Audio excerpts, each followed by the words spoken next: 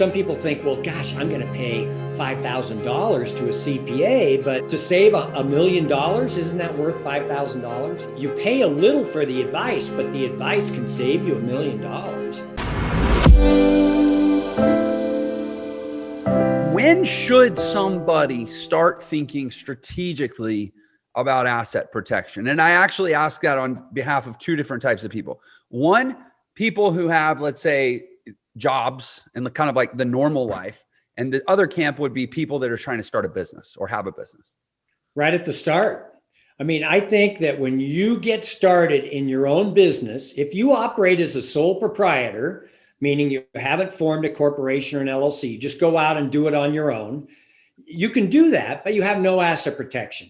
So if you get sued, they're going to go after your personal assets. They can renew the judgment every 7 years, right? So you're getting started and you're going to start building your assets. If you get sued early on, they can still go after you later. So the idea that I'm poor now and they can never come after me doesn't always hold true. As well, with a corporation or an LLC, you're going to have a much lower audit risk. The IRS looks at people who operate as sole proprietors as easy pickings, right? If you're not a corporation or an LLC, the IRS position is, well, maybe there's something funny going on here. And they audit at you at a much greater level than they do if you're an LLC or a corporation. So, and you want that asset protection at the start. I mean, you don't want your spouse to get angry at you for losing the equity in the house, which can happen. All right. Yeah. So just, it's not expensive to set up one of these LLCs or corporations. And, you know, business people will understand that you're serious about business if your name says LLC or Inc. behind it. You know, if you're not that serious about business or experienced in business and you operate in your individual name, it's just kind of a negative mark against you. A sophisticated business person would not do business with you. Yeah, I actually can echo that. I mean, we're at the point now in my business where it would have to be a very unique circumstance where we would contract just a person. It's just a whole, I don't know if it's purely an optics thing and it's just my prejudice, or if there actually are some technical reasons, but that maybe it's just a prejudice. I'll own it. Just a person, unless it's like through Odesk or Fiverr or one of these online freelancer marketplaces. Right. But even then you're foregoing the tax benefits. Exactly. And so, you know, there are tax benefits if you set up a business. I like using an LLC, taxed as an s-corp. We can minimize your payroll taxes by thousands of dollars every year just by using the s-corp taxation. And, you know, I don't know if that's appropriate to discuss here. It's in these books over my shoulder. We talk about it, but work with a CPA and attorney. And if you're starting a business, I think the s-corp taxation is a great way to go because you have to pay 15.3% in payroll taxes, right, on salary. And if you operate as an LLC, not as an s-corp, all of that is subject to payroll taxes. And so we want to minimize that by using the s-corp taxation. So there are really good asset protection and tax reasons for setting up these entities right at the start. You know, we were talking just before the show, just before I hit record, and you know, usually I try to do a little bit of prep on these. I probably shouldn't admit to this, but like I came into this intentionally unprepared, if that makes sense. Let's call it, I was prepared to be unprepared. Because I thought, you know, if there's anybody in my life that I would love to just sit down and pick their brain for an hour, it would be an asset protection expert because of kind of where I'm at in my life. So I'm like, why try to pre-plan it? Let's just do that. And I'm sure your hourly billing rate is significant. And so if at the end of this conversation, you feel like you need to bill me for an hour, I won't be offended because I'm totally self-interestedly going to try to squeeze a ton of great knowledge out of you for myself and for the audience, because, you know, this asset protection conversation is one, tell me if I'm wrong, but it's probably a little bit like medicine where people tend to call for it after they really need it instead of, you know, an ounce of prevention is worth a pound of cure, right? Am I right there? Jeff, there are plenty of horror stories where people call up and they haven't taken the steps to form an LLC or a corporation, and they've been sued. And at that point, it's too late. So yes, there is some of that going on. But, with Robert Kiyosaki and the Rich Dad Advisors, trying to educate people ahead of time as you start building your net worth and your asset base, you've got to protect it at the same time, because we're just so litigious out there. People are suing right and left. And if you hold assets in your individual name, you're an even greater target. Attorneys realize it's hard to get through some of these LLCs. And if you have enough insurance and you have things properly structured, you're going to be much better off than the guy that just thinks that it's okay to have assets in his individual name. Yeah. The thing that I have found now, I've been an entrepreneur since I was 16 years old. I would say that I've been an entrepreneur who was doing things well enough that anybody would have cared to bother to sue me for, when you're like just starting out, but nobody's going to come try to squeeze blood out of a turnip or whatever. But that's been since about 2009 is when I kind of started making some money. So I got 12 years now. I've been sued. At one point there were two parties that were suing each other. And I was caught in the middle of it, and they both decided to sue me. I was intentionally had crossfire coming at me. So that's twice. I had a partnership that broke up that we ended up suing each other. So that's 3 times. Oh yeah. And then recently I sold my agency to a company, and there were 2 lawsuits. I've been sued 5 times in 12 years, or either I've been sued or I've sued. Yeah. What I've come to realize, and the thing is, I'm actually a pretty good person. I don't do horrible, unethical, duplicitous things.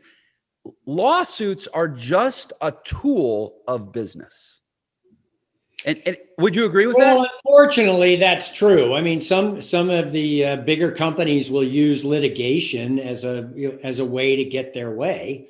I'm sorry that you've been sued so many times, but it's just a lesson that you need the asset protection. You need to use these entities. You never sign a contract in your individual name. It's always as Jeff, president of XYZ Inc. When you sign a personal guarantee, that's a whole nother matter. You're guaranteeing that if things don't go well with the business, you're going to be personally responsible. So we always counsel people to think twice about signing a personal guarantee. But, the use of these entities will not guarantee you won't be sued, but it will certainly help prevent that attorney from getting at your personal assets. Right. So I'm going to give a quick example, because I think, again, people that haven't fully delved into the world of business, right? They might think how the heck did this guy was involved in 5 lawsuits in 12 years? I'm going to give a quick example. And you can probably tell me, is this normal, or is this I've just, somehow have bad luck or something? So I sold my agency in 2018. I had a digital agency, and it was a bunch of recurring subscription clients. So I sold it, and then they were supposed to pay me out over 2 years. And I'm not going to say the name for obvious reasons, but by mid 2019, they stopped paying me. So in order to get out of paying me, they actually sued me to basically say that I had misrepresented the value or the attributes of that customer base upon point of transaction, saying, well, we estimated, or we were given reason to believe that the rate of churn and the customer satisfaction issues and this and that would be X, but it ended up being Y. And therefore he, as the seller, misrepresented the asset. And whereas I'm sitting there going, I didn't misrepresent the asset. You guys bungled the asset because you didn't have a transition plan. You didn't know how to support them properly. So you're the reason the asset did so poorly, because when it was with me, it was doing fine. But then they just sued because that's a more expedient way to just kind of get out of your paying your bills. And then in my case, I had to try to turn around and countersue to try to get them to pay me. So that's 2 lawsuits right there. Yeah. But nobody's a bad guy. It's just business people doing business stuff. Right? I mean, is that a fairly typical scenario? Yeah. In the sale of business, you do see that where, there's a recurring payments that need to be made. I mean, I always counsel my clients, if possible, get the money up front. Yeah. You know, Lesson learned, by the way, take 100%. a little bit less money, but get it all up front. So you don't have this incentive for them to sue, so they don't have to pay the tail end of the compensation. But, you know, people would sue even if they paid in full. They would make the claim that there was misrepresentation. So, I mean, a lot of it, Jeff, depends on who you're dealing with too. I mean, I think doing background checks on people, you know, maybe having a personal guarantee on their part that they're going to pay you. If the business can't pay you, they're going to pay you. That doesn't stop a misrepresentation lawsuit like you experienced, but it does make them think twice about if they lose the lawsuit, they're going to be personally responsible. Exactly. Because in this case, they ended up fire sailing the assets of the business. And so even though they didn't beat me in court, they still never had to pay. I mean, whatever, that's a whole other story. But so I just set that up for like people to realize, like, once you get out there on the battlefield of business, it can get pretty messy pretty fast. And no plan survives contact with in war, they'd say no plan survives contact with the enemy. In business, I'd say no plan survives contact with the market. Or with the lawyers. Oh my gosh, right? Seriously. My mom was an attorney too, by the way. I have deep love, but also probably some real insight into attorneys. So I want to ask you more about this because, again, as I've alluded, I'm at the, like, I mean, I have, for example, an attorney here locally who's setting me up multiple trusts for my kids, taking portions of my business and putting them in control of my kids and pre-planning the fact that someday I'm going to die. And there's all, you're right. I'm kind of, and I'm grateful to have this problem, but I've reached a level where it's like, it's going to cause me a lot of money to not get proactive on this stuff. But so anyway, I want to go deeper with it, and hopefully we have time. I can truly like pick your brain from a pure legal consult standpoint, but I want to step back. And actually, again, just so you know, my mom, actually, she was a trust and estates attorney. So a lot of this same kind of stuff, but there's a lot of attorneys in this world. I think there's like 1 million attorneys in the United States. More than that now. Are there more now? Yeah. And I remember reading that the average attorney makes about the same as the average school teacher. Which no knock against school teachers. It's not only, you know, impact isn't only measured by money, but the reality is I don't think most attorneys went to that much school and spent that much money on their degree to go make, you know, $55,000 a year. And it speaks to the reality that not all attorneys, I mean, that attorney is something we have in our mind is like, oh, if you're an attorney, you're probably rich. That's not the case. It's actually a relatively small percentile of attorneys that really achieve major success. And it's an incredibly small percentile of attorneys that end up as the rich dad advisor. So back me up, because so much of what this show is about performance, excellence, human achievement. What makes the greats great? What made you so good? Riddle me that. You know, I always liked there's a guy, John Mackey, who was from this area, Miner, and his statement was hard work, good luck. You know, and for me, I always just worked hard. Yeah. And when Robert Kiyosaki came along, I mean, that was a stroke of huge luck because, like you said, they could have picked anyone. But throughout all my practice, I put in the time. I worked hard. And if you keep at it, the good luck will happen. And that's what happened to me. Hey, sorry for the interruption. I just wanted to let you know you can get a free copy of my book, The Millionaire Shortcut, which shows you the fastest way to become a millionaire in the new economy. And there's a special link just for this episode in the description. So thanks for tuning in, and I hope you enjoy the rest of the episode. Well, I appreciate the humility, but I think it was Samuel Goldwyn from MGM, Metro Goldwyn Mayer, who you probably heard the quote, the harder I work, the luckier I get. Yeah, I have certainly found that to be true in my case. Right. So yeah, what was the origin that, you know, it's not so much like how do you work hard? I think how you work hard is you work hard. Why did you work so hard? What programmed you to be that kind of, you know, high percentile achiever? Oh, I had demanding parents. I mean, you know, so many parents these days want to be friends with their kids. My parents were first and foremost parents, and they were demanding. They made sure that I put in the time.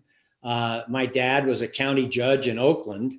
And so, not only do you have your dad, but you've also got a judge. That was a little bit of pressure. So I think that, from an early age, I was just always expected to put in the time and effort. Do you find that in life you tend to get what you expect?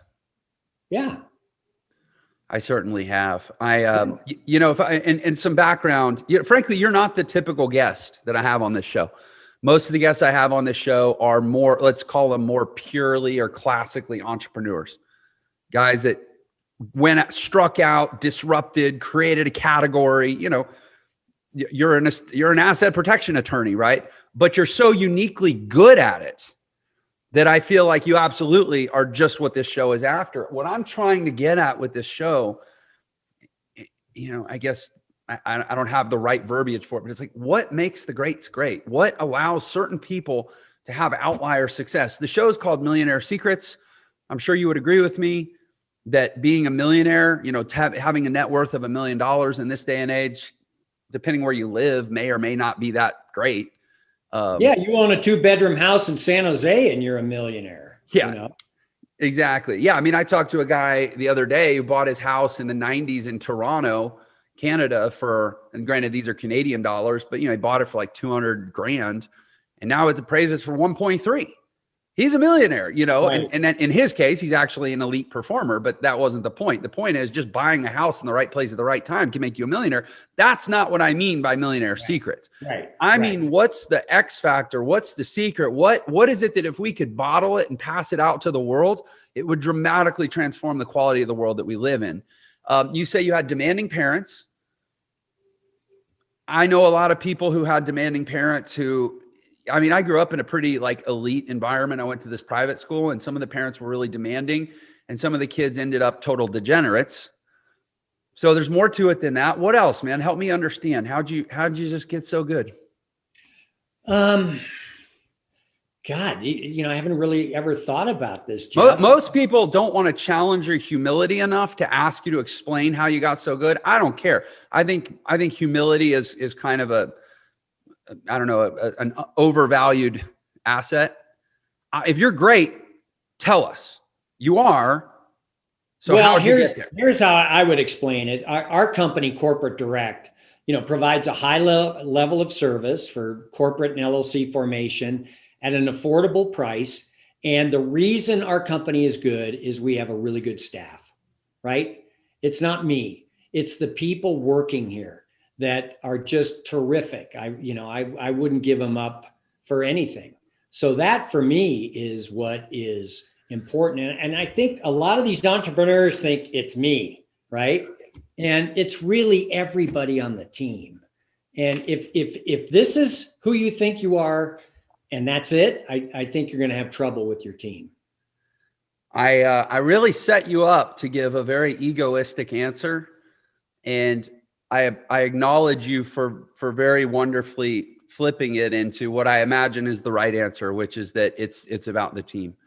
It's not Garrett Sutton, attorney at law, or Esquire, or however you're known. Well, but so how do you go ahead? That's what Robert Kiyosaki teaches. I mean, we travel around the US and around the world, and it's all about your team, right? I mean, you need a lawyer, you need a CPA, you need a banker, you need a good team together. And then within your organization, you need a good team.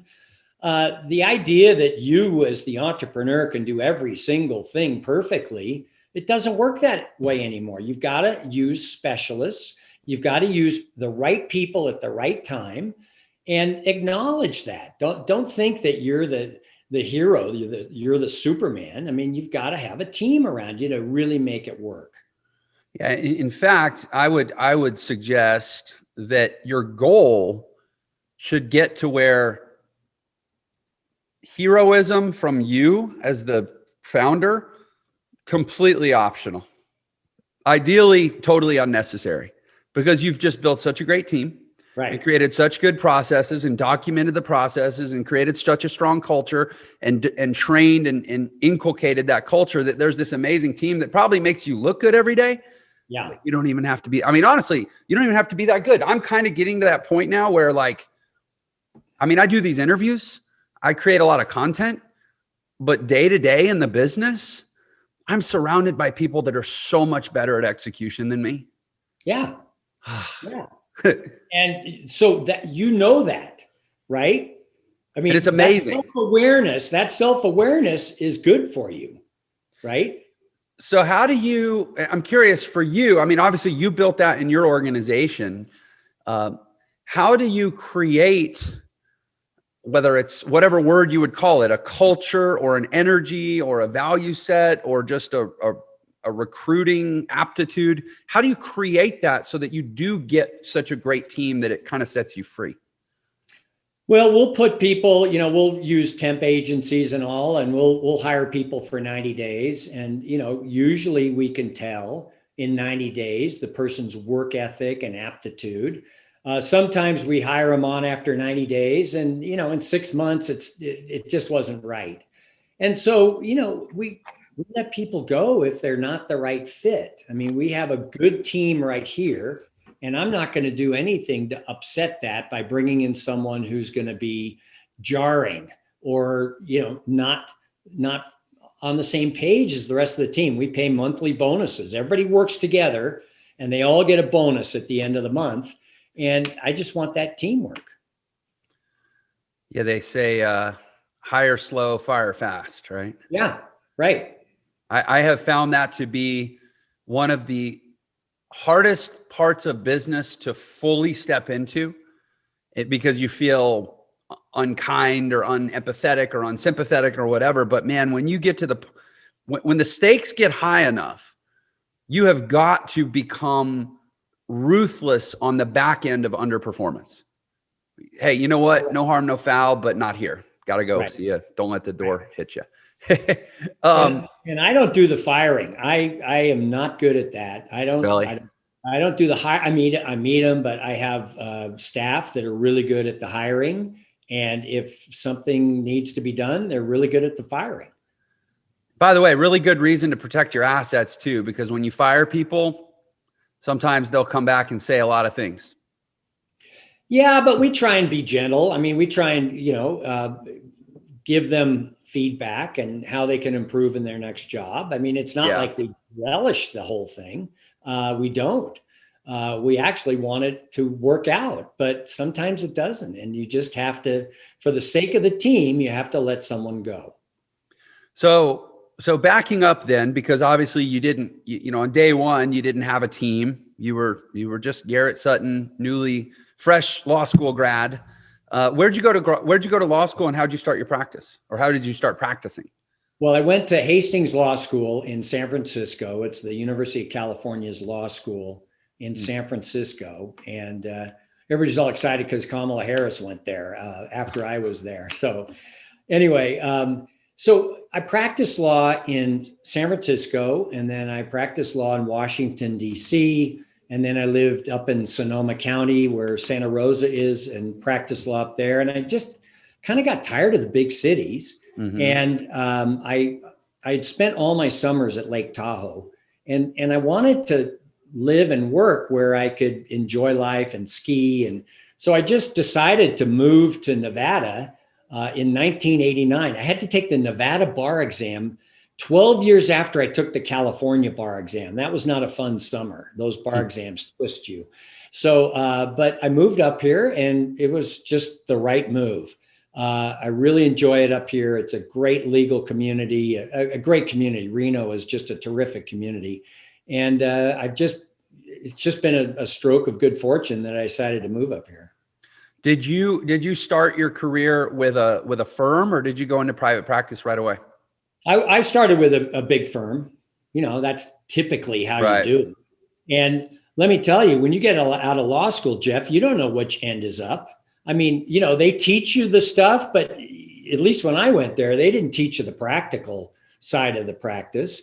And so, you have to spend, and it's unfortunate for the employer, but you've got to spend a couple of years just learning what it is to practice law. And certainly it took me a couple of years.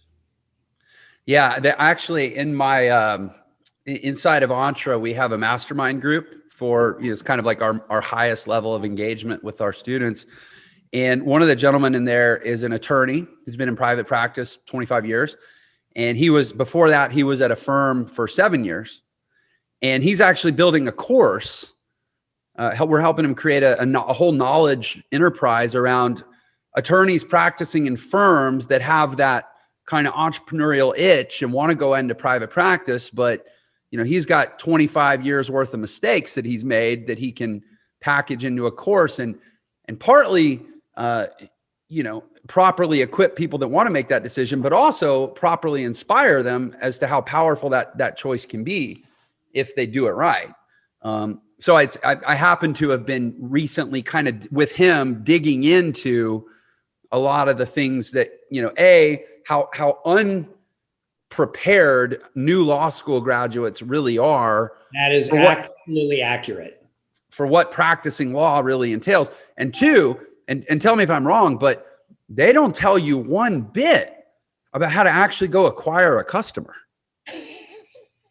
No.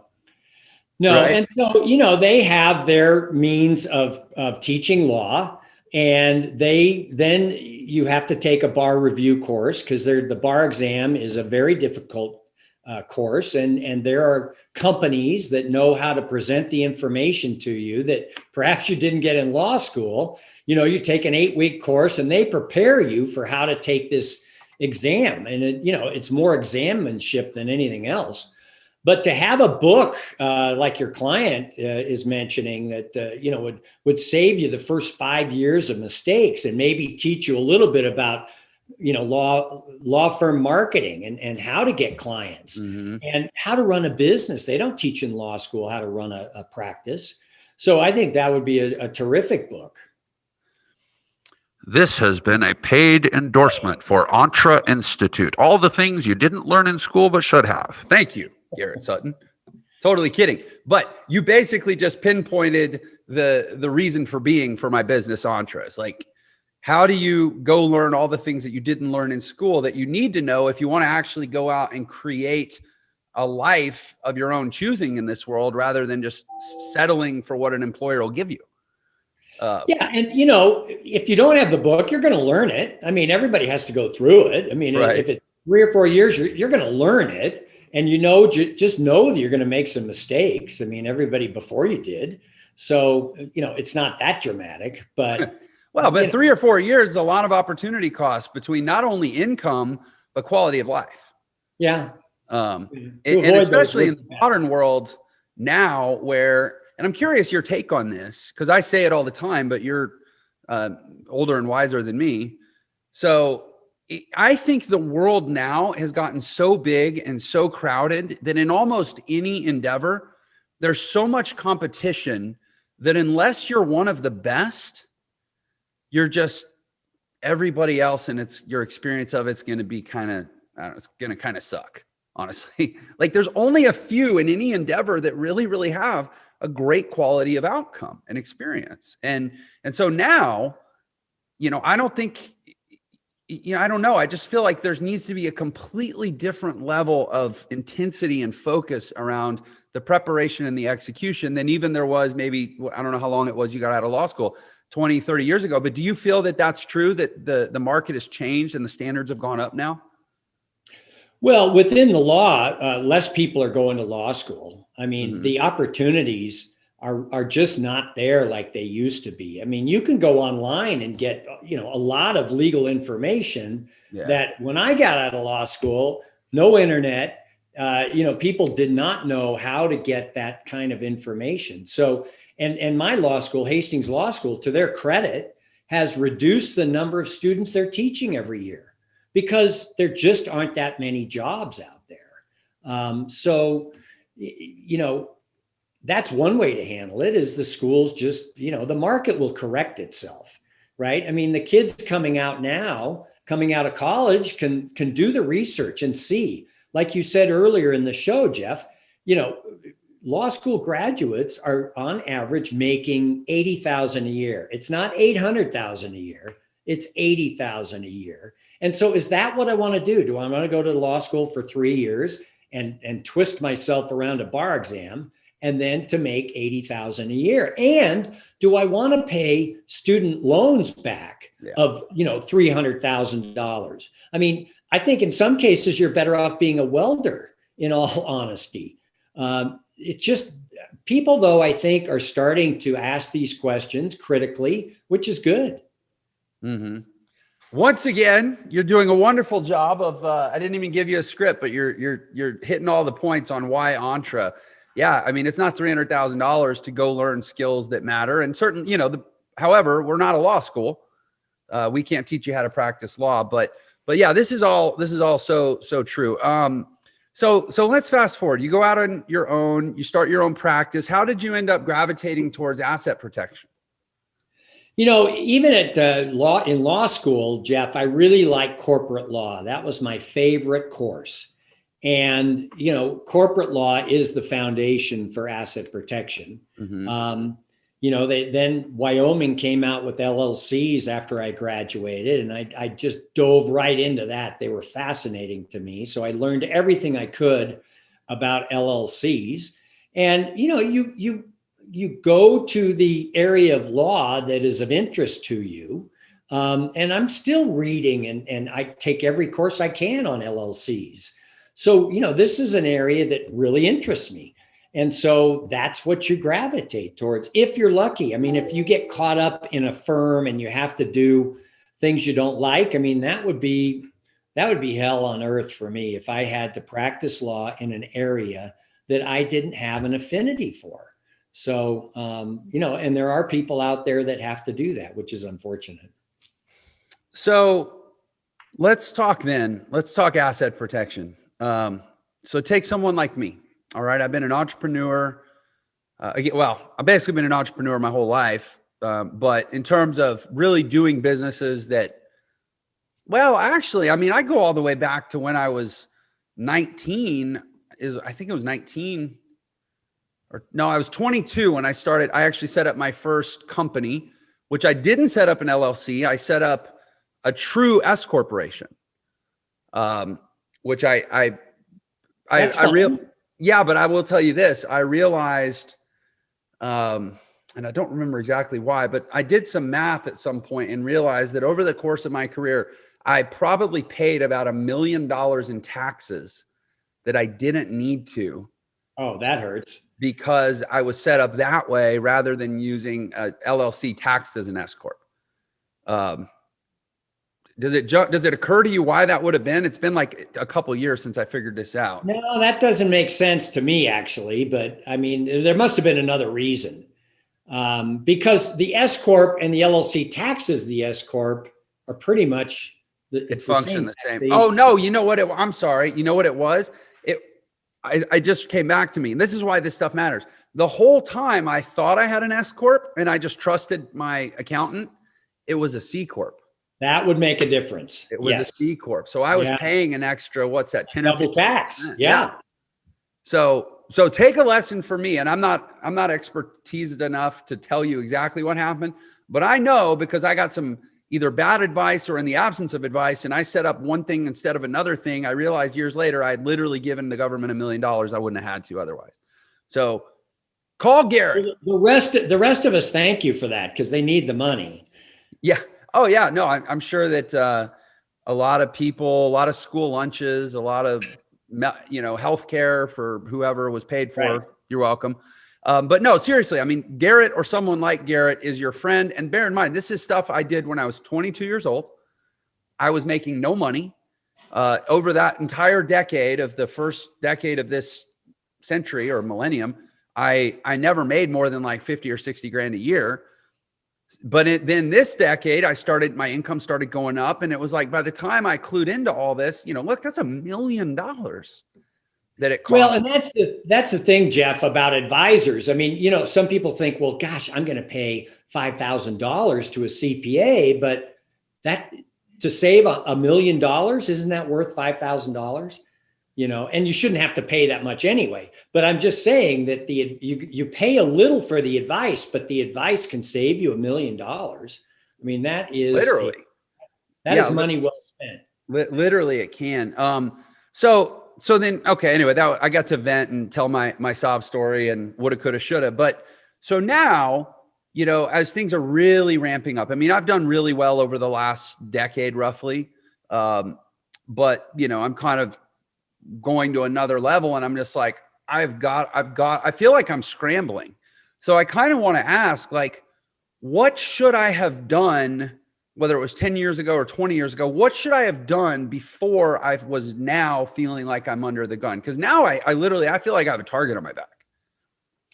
Well, I mean, you have the right to set up entities whenever you want. If you're being sued, that's a little bit more of a challenge. But if you're getting started in business, or you're in business now as a sole proprietor and you haven't been sued, you're perfectly fine to set up an LLC right now. And so there's no harm in changing how you do business. If you're a sole proprietor now and you go, you know what, I'm starting to make money and I could get sued, it's really time to set up that LLC, probably taxed as an s-corp. If you're just starting out and you've heard the horror stories from other people, just know that you really need to set up an entity. And as we discussed earlier in the show, there are plenty of reasons to do that: asset protection, taxation, and the rest. So I just think that people shouldn't be afraid of this idea that attorneys are so expensive. I mean, we charge a very low fee to set up the corporate package for you, including the registered agent, which you absolutely need. And, when you're starting out in business, you've got to budget for these types of things. You've got to budget for a CPA. You've got to budget for an LLC, and just make it part of your budget, and don't cut corners on these important things. Because, Jeff, as you just said, you could have saved $1 million if you'd had the right advice. Just think about that. And I can say, when I sold my agency, one of the things that my attorney at the time told me was, like, you got to get a personal guarantee. And if you don't get one, don't do the deal.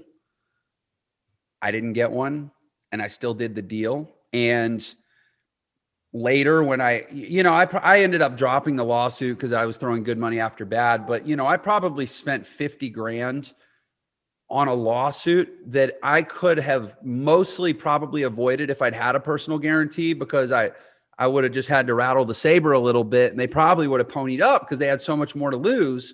Right. And so by not taking my attorney's advice on that one point, cost myself minimum 40 or 50 grand in legal fees, and potentially close to $1 million if I had taken his advice and followed through and won the case. Right. I've just seen it now. I've seen how, and I remember somebody telling me once, attorneys, they may seem expensive, but they are so much less expensive before you need them than after you need them. Right. That's absolutely true. The ounce of prevention. It's just so much easier at the start to set things up right.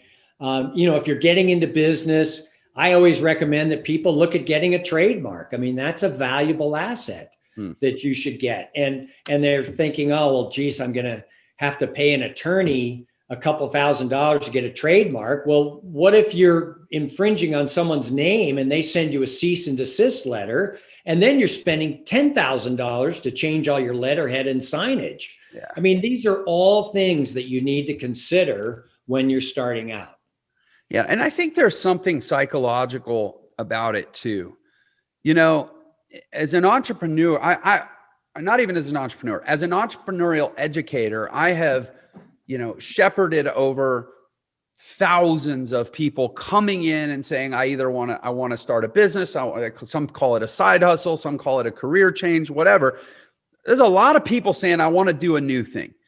The statistics on how many say they're going to do it versus how many actually do it versus how many actually stay in it for a year versus how many actually stay in it for 10 years are, I'd say they're depressing.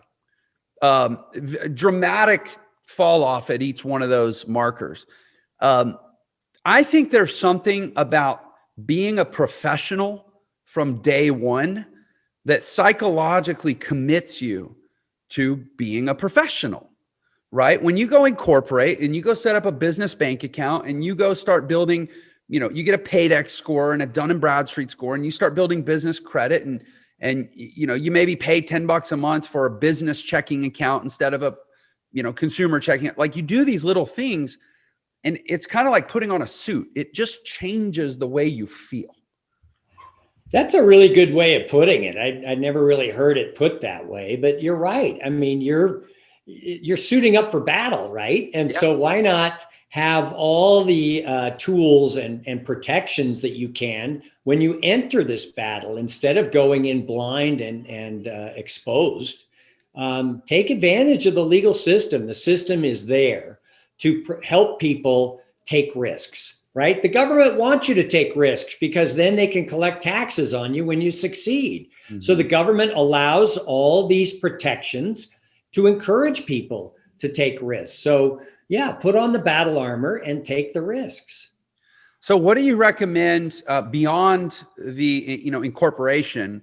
I mentioned I'm setting up trusts, something called, and my attorney's smarter than me about this stuff, but a spendthrift trust is one of the things I'm setting up. I'm still learning what these terms mean, but what is there more you recommend beyond simple incorporation for people to really begin with the end in mind? And I say the end in mind, I mean, like, if you're starting a business, why would you plan to not be successful? Right. Act as if you're going to make millions of dollars and begin with that end in mind. But with that said, what do you recommend you do beyond just incorporation? Okay, so the corporation or the LLC at the start is important. Maintaining them every year is important. I think if you have a family, a living trust is important. But setting up the entities first makes more sense to me than the living trust. The joke I tell when I teach the class is we set up the LLCs first and the trust second because you're more likely to be sued than die, right? So we want to set up the LLCs first. But beyond that, spendthrift trust, asset protection trusts, as you gain significant wealth, those are strategies that you should consider. But out the gate, you don't need that. You just need an LLC. Okay, so I was not necessarily wrong for not having those things in place until I was reasonably far down the road in my journey. Correct. Okay, cool. And I know you can't give me specific advice because you're not my attorney, but okay, cool. And then what about asset protection? Is there any counsel you give on the investment side? In other words, what types of investments people make with their money, because certain investments have more inherent protection?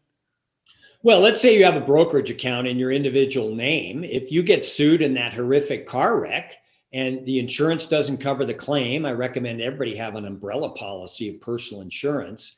But let's say the insurance doesn't cover the claim, they can go straight at that brokerage account if it's in your individual name. So we always have our clients set up a Wyoming LLC to hold the brokerage account. And when you transfer it from your name into the LLC, it's not a taxable event. You haven't sold the shares, right? You're just transferring how they're held from your name to your LLC. That's essentially a capital contribution to the business, right? Yeah. You haven't sold anything. Yeah. A lot of my clients invest in gold and silver and bullion. You can use a Wyoming LLC for that. Crypto. Wyoming has passed a lot of laws that are very favorable towards crypto. They want to be the first state for crypto investing, and a Wyoming LLC to hold your crypto, your Bitcoin and all makes sense. Certainly LLCs for holding real estate make a lot of sense. And then when you invest into a syndication, let's say, you're going to invest in a 500 unit apartment building and the promoter is putting together an LLC, you can invest in your individual name in that LLC.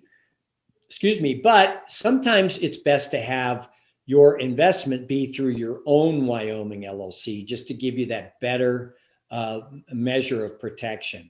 And Wyoming is not expensive. Once it's set up, it's only $52 a year. So, you just have to look at this as another insurance payment.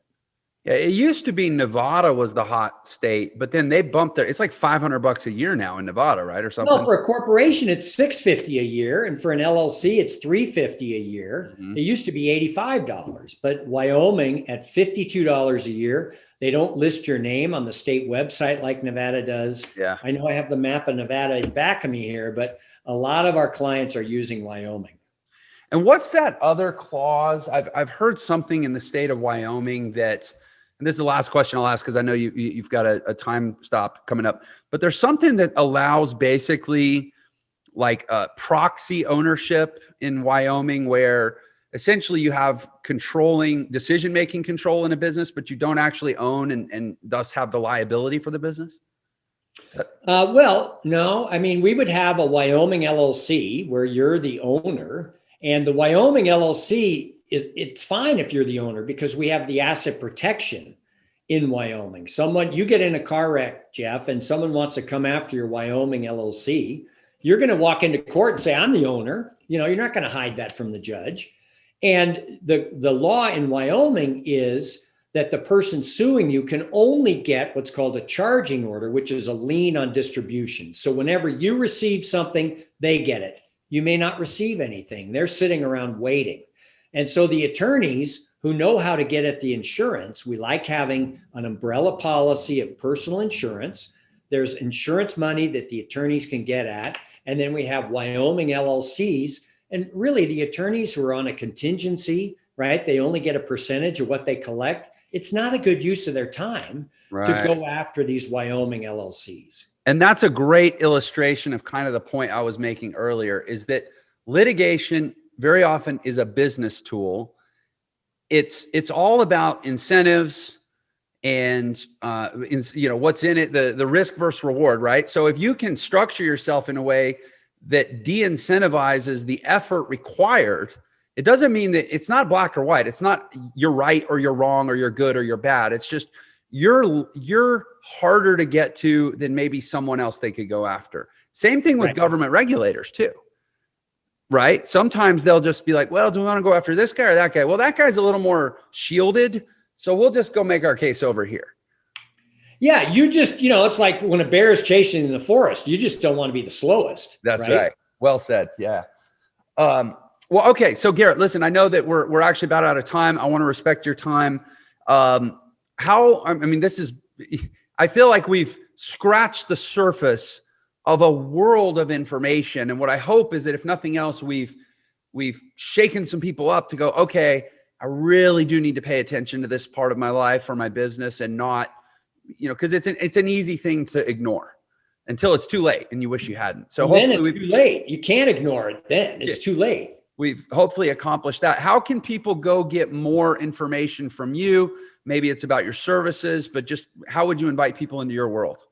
Well, our website is corporatedirect.com, and we offer a free 15-minute consultation with the incorporating specialist and, explain our fees, what our services are and all. You can also call 800-600-1760 to set up a free 15-minute consult. But the main site, Corporate Direct, has a lot of information about us, a lot of articles, a lot of information on asset protection that many of your viewers probably would benefit from. If you loved that episode, then you're definitely going to love this one. Check it out. One of the key elements I teach people is when you're telling a story, make sure you have exposition, which is who, what, where, when. Think of yourself like a journalist.